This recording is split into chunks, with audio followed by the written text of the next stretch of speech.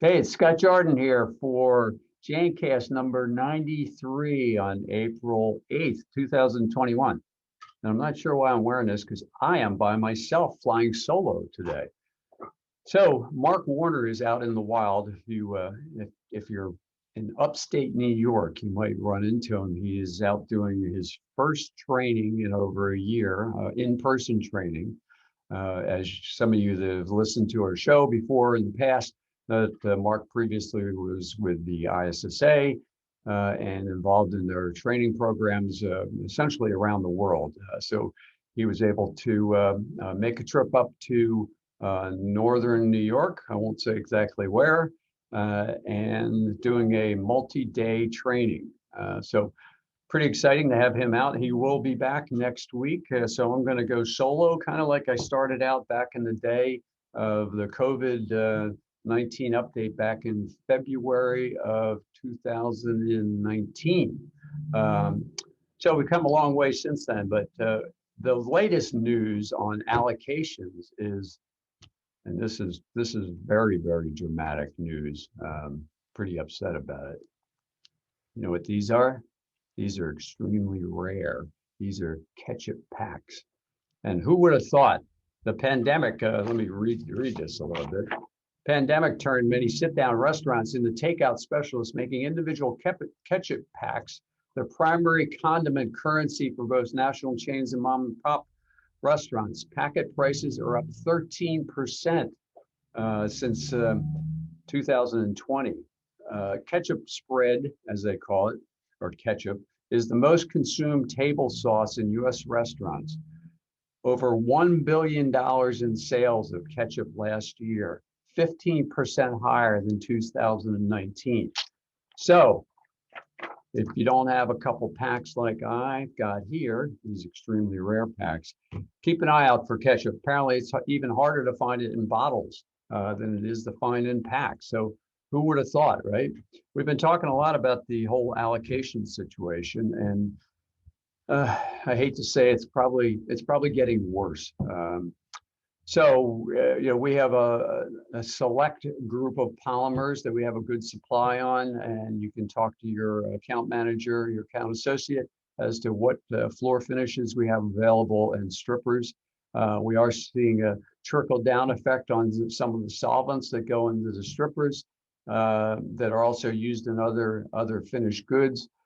So there definitely are shortages. I guess the good news on this one is the shortages are going to be shorter, hopefully, not last as long as the whole COVID disinfectant situation did. So we're hoping that'll change. But the one thing I have noticed that pretty much every one of our suppliers has increased their prices or told us they're increasing their prices either through force majeure, which is where you're able to break any contracts that you've got and put through a price increase, or just in general.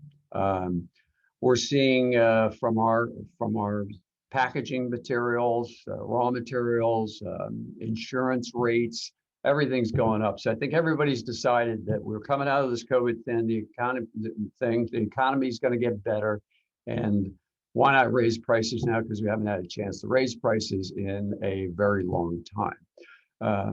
So we're seeing from some of our competitors that have already announced price increases anywhere from 3 to 8%.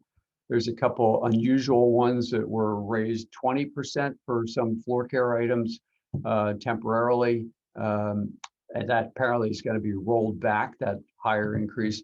I'll believe the rollback when I see it. Not good news, but you can get in touch with either the home office here at Bullen or your sales associate or sales manager to see which finishes we have available.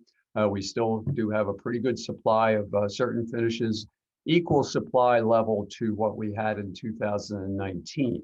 Problem now is we are seeing people that are buying 3 or 4 times the purchase level that they would have normally bought in either 2019.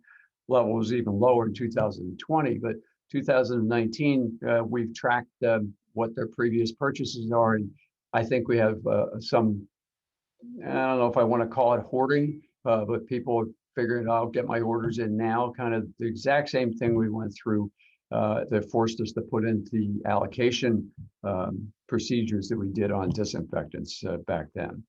CDC, this is a very interesting update. CDC put out an update on April 5th, yesterday, I'm sorry, 3 days ago, about alternative disinfection methods. And I'll put a link for this below the video that we'll post on our website. So this is listed under alternative disinfection methods. The effectiveness of alternative surface disinfectant methods, such as ultrasonic waves, high intensity UV radiation, LED blue light against the virus that causes COVID-19, has not been fully established. So they're essentially saying there, we're not exactly sure if it does work. Another one is CDC does not recommend the use of sanitizing tunnels. Currently, there is no evidence that sanitizing tunnels are effective in reducing the spread of COVID-19. Chemicals used in sanitizing tunnels can cause eye, skin, or respiratory irritation or injury. So if you haven't seen a sanitizing tunnel, I've seen pictures of them in the Middle East. That's pretty much the only place. I haven't seen them in the United States, even though I've heard talk about it. So essentially, you walk through the sanitizing tunnel and it sprays disinfectant on you. Sounds pleasant, doesn't it? I can see why they wouldn't recommend. The most important one, though, is the final one in this section is, in most cases, fogging, fumigation, and wide area or electrostatic spraying is not recommended as a primary method of surface disinfection and has several safety risks to consider. So that's a pretty definitive statement from CDC that they're not recommending electrostatic spraying. That contradicts a little bit with what EPA said the middle of last winter, I guess it was, about the use of electrostatic sprayers. There's only select disinfectants that are approved for electrostatic spraying on their label, and that's where EPA differentiated their use. In this case, the CDC is essentially saying, don't do it because there's potential safety hazards. Some of those safety hazards are residual material being left in areas. Fogging certainly is an inhalation problem. So that's some interesting news that will probably shake up some of the electrostatic sprayer people. I think they did a pretty good job with their lobbying to get EPA, who had said don't use electrostatic sprayers at all, to essentially say you can use them if it's on the label, but other than that, we don't recommend it. Bullen has essentially stated that we feel that electrostatic sprayers aren't actually necessary for what they are marketed for. And as everybody probably knows, we have our own spray system that does not involve batteries and other things like that. We aren't suggesting our sprayers are anything to the degree of electrostatic sprayers are with this whole wrapping thing.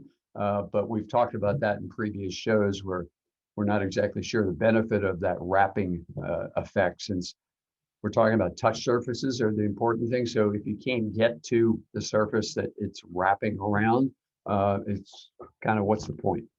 So that's some interesting news. And so we got the ketchup, that's a tough one to say, ketchup update, as well as this new CDC recommendations on the use of electrostatic sprayers.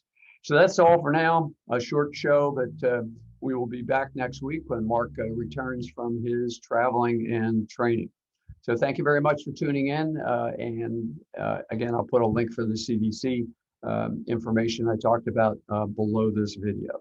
Thanks a lot. See you next week.